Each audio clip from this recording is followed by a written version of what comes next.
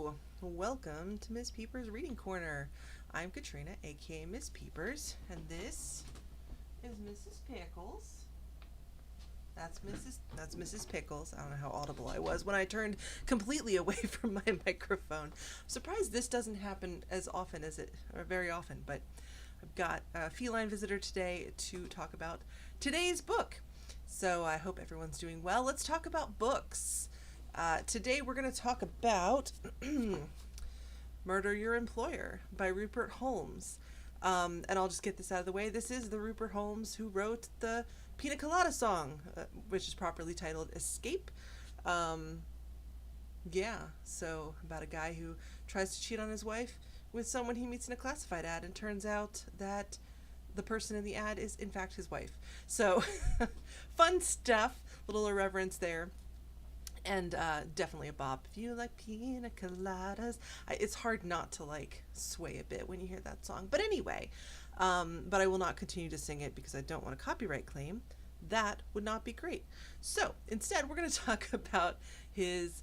I think this is his most recent work, but it's definitely his only. I believe his only published book. He's written plays. He wrote an opera of, or a musical version of The Mystery of Edwin Drood, by Charles Dickens. This guy, he wrote a play version of A Time to Kill by John Grisham. Like he's multifaceted, shall we say.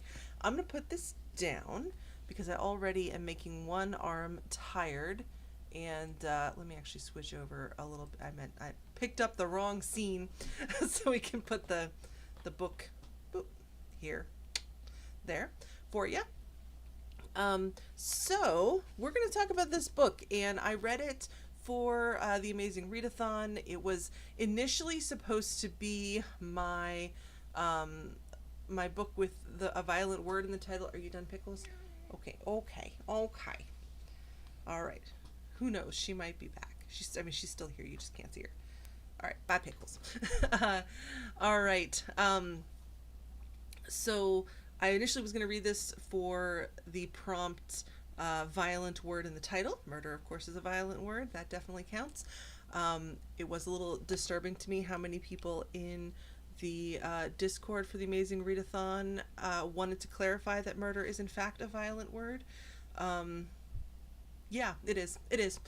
But anyway, I mentioned, I think last week, that I was reading it kind of slowly. I was feeling behind on my reading on the readathon, so I switched, and then I decided to make this book I decided to use this book for the over-the-top cover. Oh my gosh. For the over-the-top cover prompt, and I think that qualifies. We've got like gilding, it's shiny, it's got a lot going on. You can actually probably see it better in the picture, in the screen grab here of the cover, but lots of stuff going on here.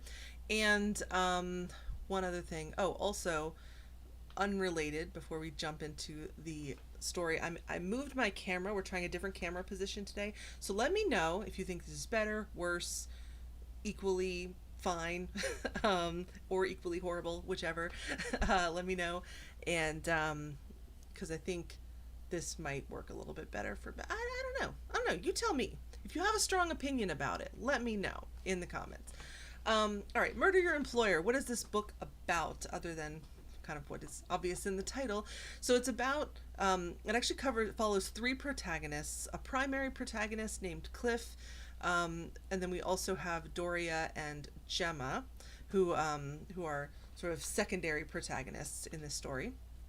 So we're following really three people, and all three of these individuals are become students in the McMaster's school that teaches people how to kill people, how to commit homicide, and they call it deletion. So they have a lot of different terms for things, but they teach people to be deletists, as they call them, that is murderers. They have a set of rules around what constitutes a good deletion, if you will. They differentiate themselves from serial killers they feel like serial killers are not deletists. They are simply murderers.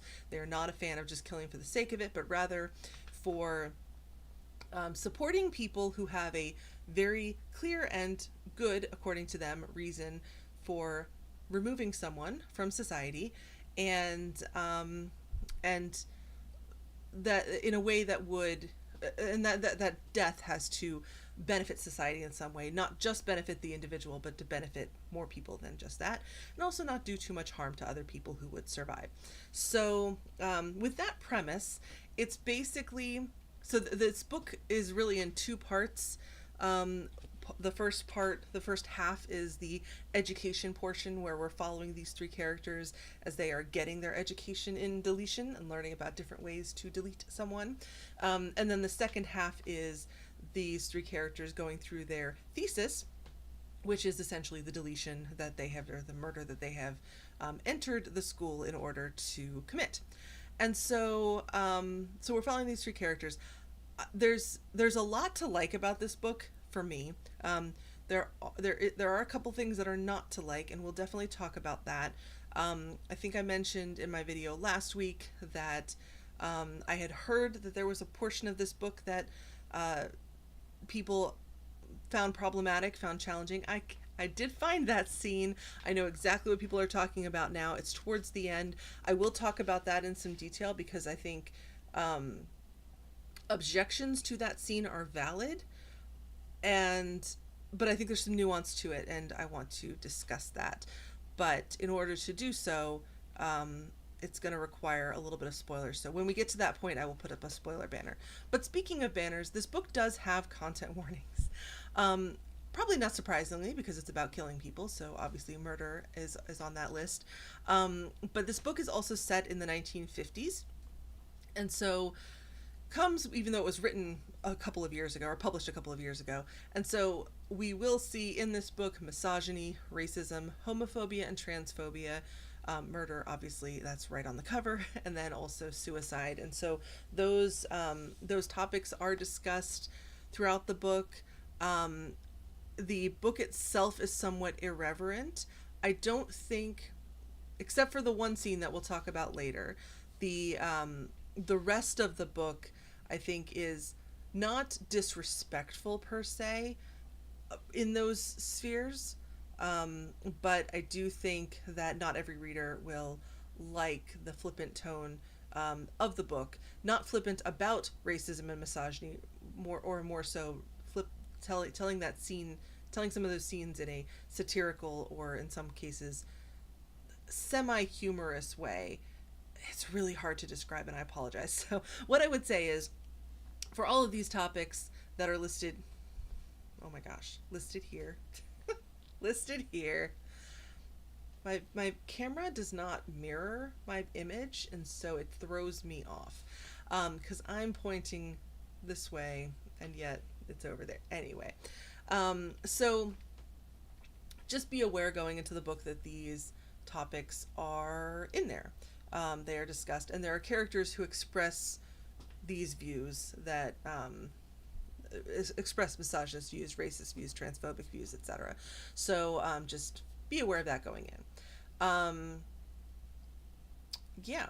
So, but I did overall really like this book. It is funny. It's got a lot of dark humor in it. It's got a lot of puns, plays on words. I've long said, if you don't have to be a dad to enjoy a dad joke, and I love dad jokes. Drives Mr. Peepers up the wall, but here we are. But he still stays with me despite all of that, so I love it. But anyway, it's a fun story. The characters that are being deleted are definitely just horrific people. So there's no one in this book that is the target of our three main students that you're like, oh no, don't kill. No, you're like, yeah. If someone's gonna do this, I might not, because I'm a law-abiding citizen, but I'm not really going to shed any tears over these people because they're just horrible people. So Cliff is, and all three of these people are trying to murder their employers. They're all following the same course of study. So Cliff's employer is runs a company that makes airplanes, and various aviation vehicles, if you will. And Cliff is an engineer, a designer, an architect. I don't think, no, engineer. He designs planes. There we go. And Cliff has he wants to murder his employer because Cliff found a built the plane or designed the plane in such a way that it would be safe, follow all the appropriate protocols, and then Cliff's boss changed some of the plans to make them less expensive to build because he's all about the money. But by making those things less expensive, some of the cuts that he made caused some serious safety issues, as in this plane, it's not if the plane will crash, but when. And so Cliff tried to stop it. His boss, his boss discredited him and fired him, and planted evidence, fake evidence, obviously, to indicate that Cliff is a communist, which, again, 1950s, United States, big deal, height of McCarthyism, like, your name is mud at that point. So Cliff has decided on a course of revenge, and also two people that Cliff worked with, are both were also victims of this man, and both are dead. One definitely killed herself, and then the other one, it's unclear exactly how he died, but he's gone, and Cliff blames his boss, and so he decides to go about murdering him. After a failed attempt, he is approached by two men who invite him to join this university, this school, and the story goes on from there. Gemma, our second person, her father was terminally ill, and she helped him along to end his life rather than let him suffer. But of course, again, 1950s, there's still no real truly legal way to do this, but much bigger of a stigma. Euthanasia was a much bigger stigma at that time, and her boss found out about that and is blackmailing her, and making her do all of her work, and just being generally horrible to her, and also, again, to others, is not a competent person in the workplace and so forth. So because Gemma does all her work, and primarily Gemma is trying to protect her own mother, because her mother does not know that Gemma helped her father's life, and she doesn't know how her mother will react to that. That she's worried about going to jail, but she's mostly concerned about hurting her mother, and having her mother look at her differently for taking this action. So that's Gemma. And then Doria is an actress, again, 1950s, all 1950s. And I keep saying this partially to remind the viewer, if you have not read this, but also because as I was reading this book, I kept forgetting about the time period. There are definitely, and then periodically something would happen and be like, oh yeah, right, 1950s. Because it is, it's just strange enough of a story. It's just as, and a lot of the story takes place at this academy that is highly secretive. And so if you're going to have a secretive space, you're not going to give people access to internet, you're not going to give people cell phones. But so, like, it's perfectly normal to think, in my mind, it makes perfect sense, even if it were set today, that people would be cut off fully from civilization. But so you don't think about the absence of those things because it makes sense. Also, to me, there's just something appealing about an absence of devices. But anyway, so I kept forgetting the time period and had to keep reminding myself, so that's why I keep saying it. Apologies. Doria is an actress, as I said, and she was a leading lady, but then she has a contract with a production company, and the man who runs the production company wants her to sleep with him to continue on with her career, and because she refuses, he basically is shoving her off to the side and just trying to destroy her career. But because she has a contract, she's stuck.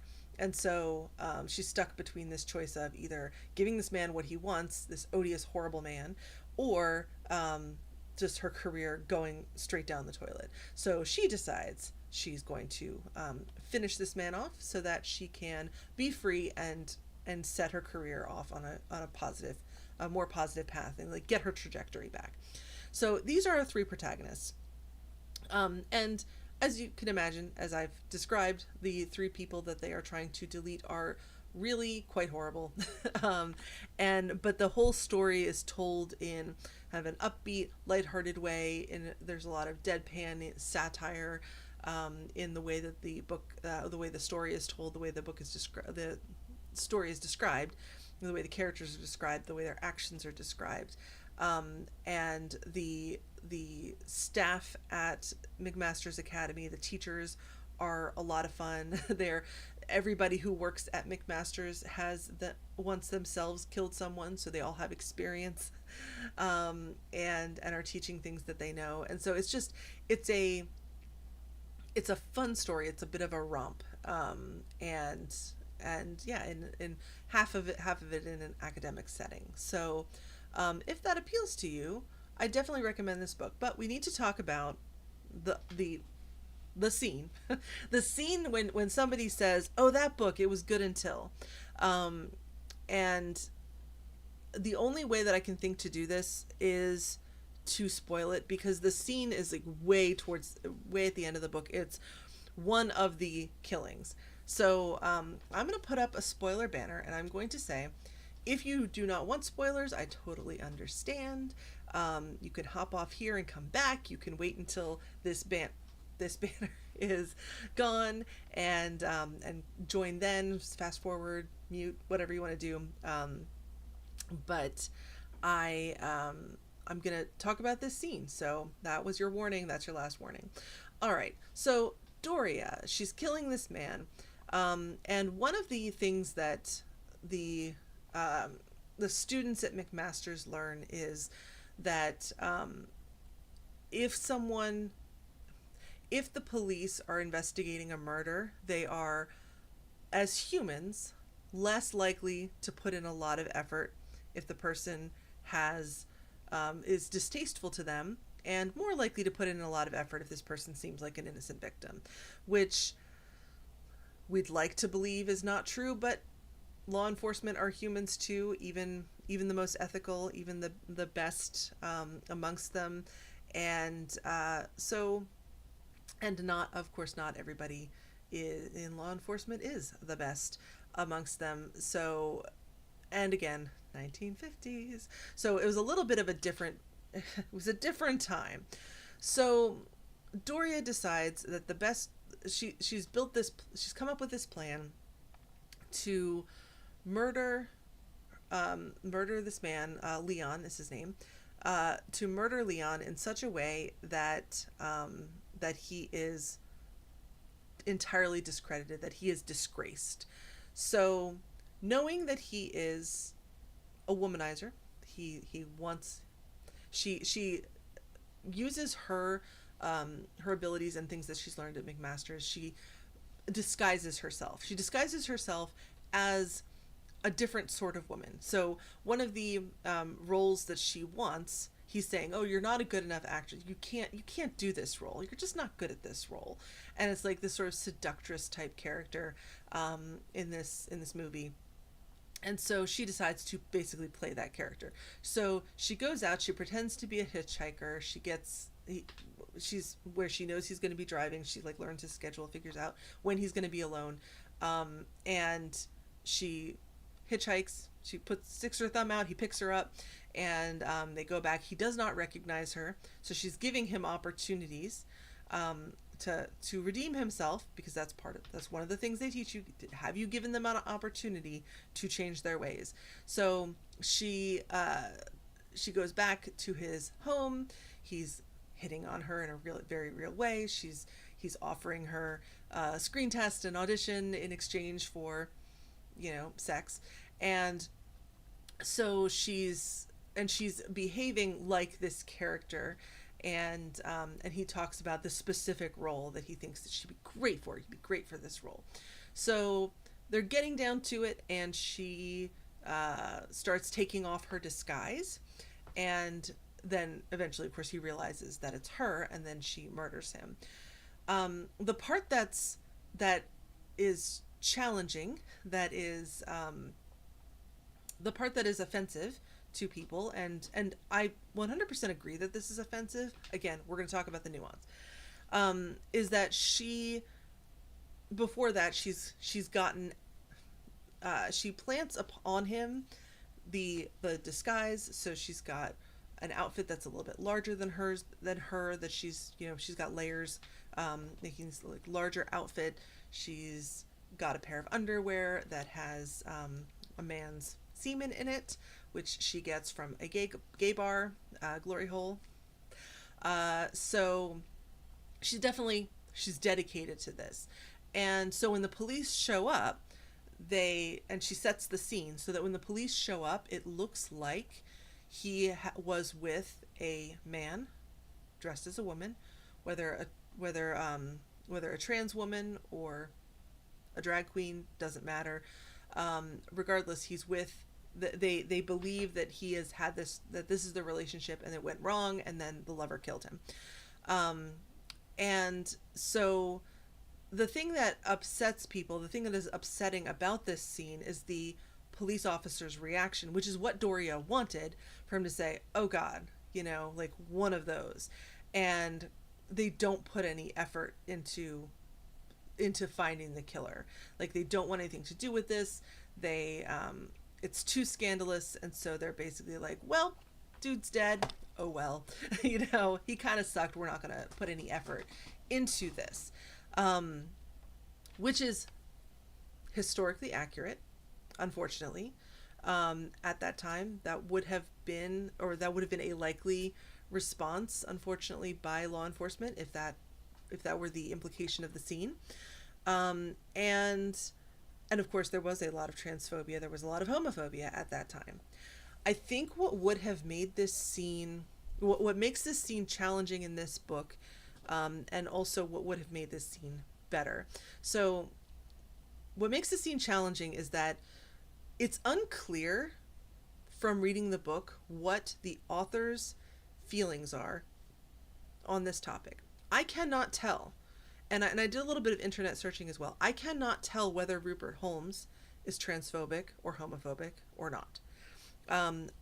You can't tell from the book, from the text, what the author's feelings are, and you can. And I've did a little bit of internet searching, and from what I can tell, he hasn't provided any public political opinions. He has his work, of course, and this is the only thing of his that I've read, and I've listened to the Pina Colada song. That's the extent to which I know his work.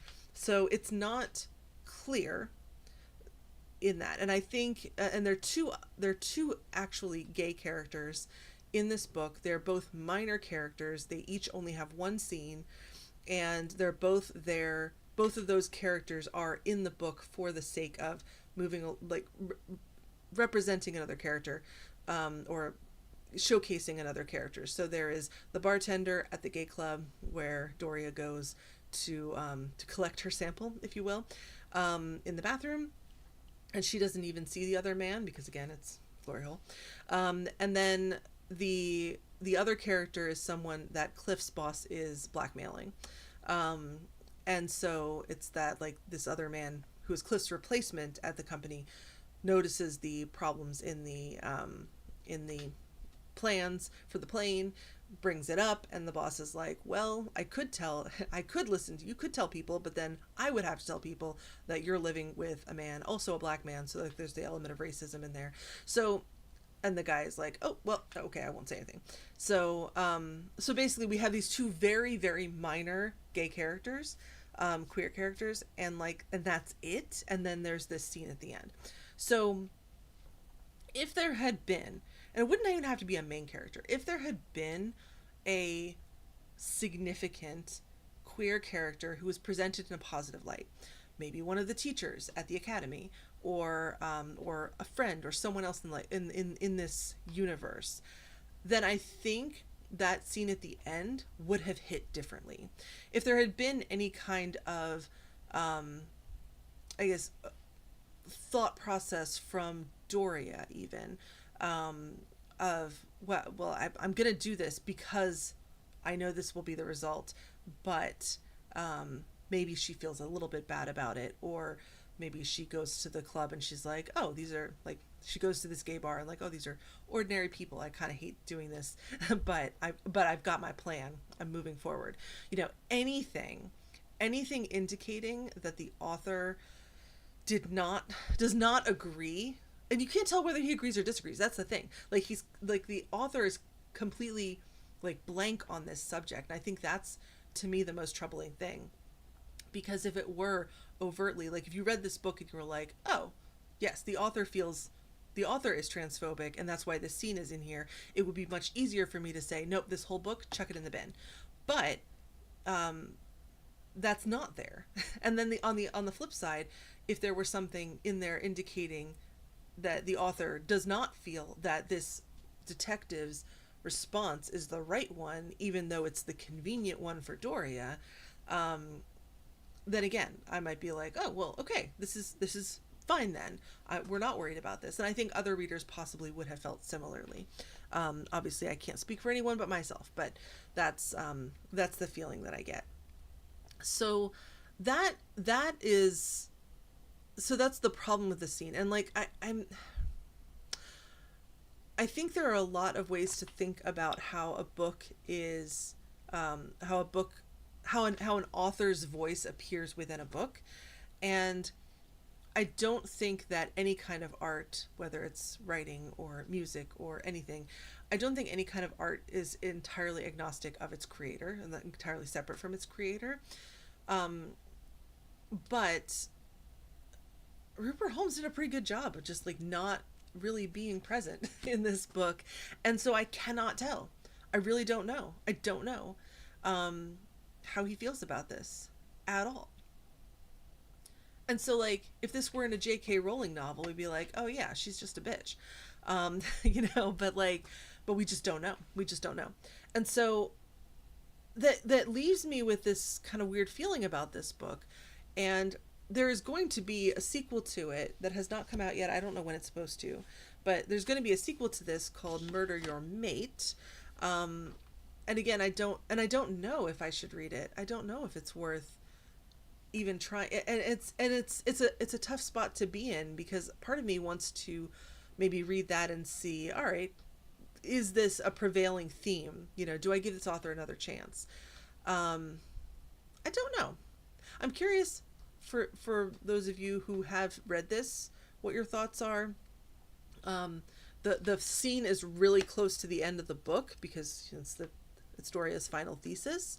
So I certainly finished the book because I wanted to know what else was in it, but also so that I could properly give this review and discussion. So I'm curious if you've read this, what your thoughts are. Did you react the same way? Did I miss something? Like, is there something in here that you feel does give the author's opinion that I overlooked? I'd love to hear that too. 'Cause I mean, I'm a human just like everyone else. I've read this once. I didn't pore over every single word. So like, it could be that I just missed something, pointing in either direction. But yeah, I've seen, like, just skimming through people's reviews, like on Goodreads, for example, and seeing a lot of 1-star reviews are because of this scene. Not all of them, but a number of them. 5-star reviews don't mention the scene. It's kind of, it's an interesting mix. So I don't know if people are ignoring it, reading past it. I also saw that Neil Patrick Harris read the audiobook. Now, one queer person supporting a novel does not represent, he's not going to represent everybody. So to be really, really clear, I don't know what his thoughts were on that scene. Maybe he read it in the same way that I did initially, of like, oh, this is horrible, but it's what would have happened. It's what would have happened. I don't know. Maybe because he read the audiobook, he had an opportunity to talk to Rupert Holmes directly and be like, hey, what's up with this scene? Or maybe he didn't think about it. I had that hard time believing he didn't think about it at all. But anyway, that's where we are. That's where we are. So I'm going to take the spoiler banner down. And we're back. If you skip the spoiler section, we're back. If you have been here the entire time, you are back from not being away. Anyway, all right. Well, I'm gonna wrap up here. Overall, apart from that scene at the end, um, that I just discussed in the spoilery section, I really did enjoy this book. Um, I'm on the fence about whether or not I want to read the second one when it is released. I didn't see a date on when that's coming out. I don't know.